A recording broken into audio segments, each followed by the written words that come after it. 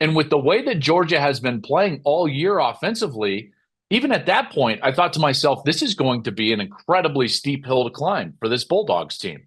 And it wasn't Gunnar Stockton's fault either.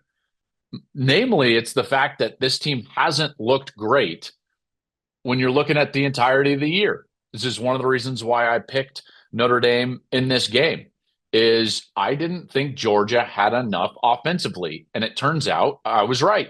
And anyone that was talking about it that way was right.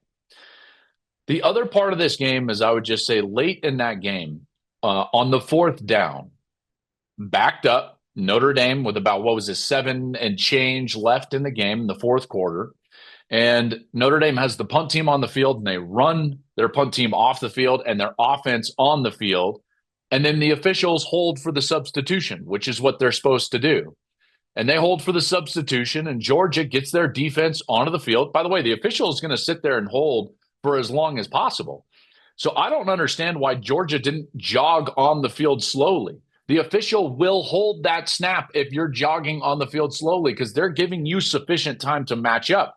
And in that instance, with a sprint on of an entire offense, the official would have been incredibly generous with how long they were going to hold the snap. If Georgia jogs on the field slowly, I believe the play clock was going to run down and either Notre Dame was going to have to take a timeout or a delay a game. Probably a timeout was where the field position was at the time. But they rushed their defense on. I think that was a mistake from Georgia. Now, Kirby believes that this is a penalty. I'm under the assumption that everything was legal. You know, I think Kirby is confused with kind of end of game, end of half mechanics in terms of you can run 11 on the field and not get the official holding the snap if you're trying to hit a field goal, let's say at the end of the game, which we saw a couple of years ago in the TCU Baylor game. He's talking about, hey, you can't do that. You can't do that. I believe Kirby is wrong in that instance. And I get frustrated that he was complaining about that at the end of the game because, again, if they just jog onto the field, Notre Dame likely has to take the time out there. But they got onto the field and they got lined up. The official allows the defense to totally get set. The defense is set. It's backed up.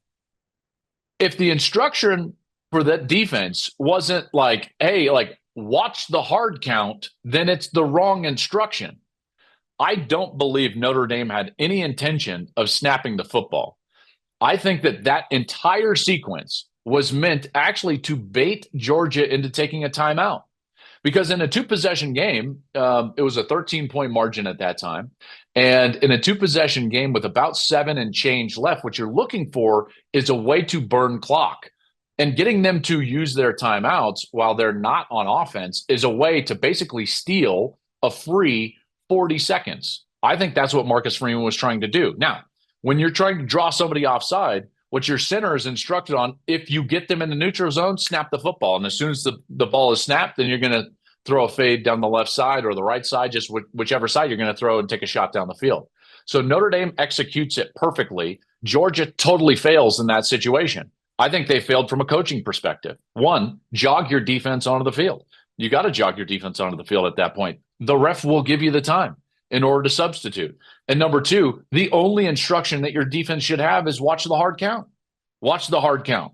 So a beautiful execution and plan from Marcus Freeman and Notre Dame, and then they capitalized on that. They get the free first down, and then they basically run out the clock. I know Georgia ended up getting the ball late, but they effectively ran out the clock in a two-possession game after that sequence there with the offense running on the field late in the game. Last thing on the game is I would just say, like, Gunnar Stockton was not the problem for Georgia.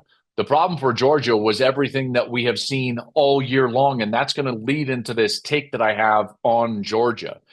I think people still get enamored with the logo, or at least this year, of Georgia, because this team is not what they have been over the last couple of years.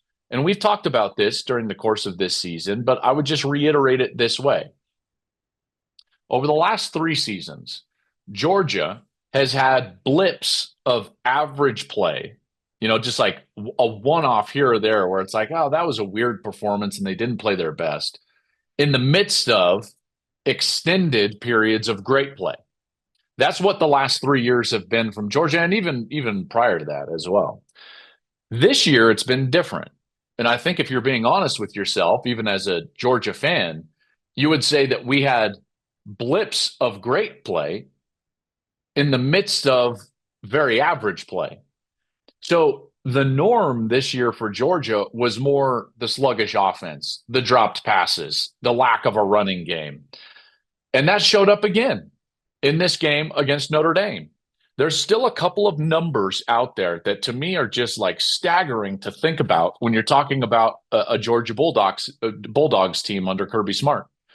This team was 15th out of 16 in the SEC in terms of rushing in conference play. 15 out of 16. Georgia, which is, it to me, is mind-boggling. The other one happened in this game. Even with how fast and dominant Georgia looked early in the game, if you look up at the end of the game, you will see that the team that actually dominated the line of scrimmage was Notre Dame. Notre Dame had 9 tackles for loss, and Georgia had 1. This is Georgia, and they're being dominated at the line of scrimmage by a Notre Dame team that, quite frankly, had a ton of injuries. And I know everybody has injuries, so I'm not trying to say they were shorthanded and Georgia wasn't shorthanded. That's not what I'm trying to say. But Georgia was -8 in the TFL stat against Notre Dame. Thank you for watching the Joel Klatt Show YouTube channel. And if you liked this clip, make sure to like it and subscribe to the channel, and you can stay up to date on all of my college football coverage.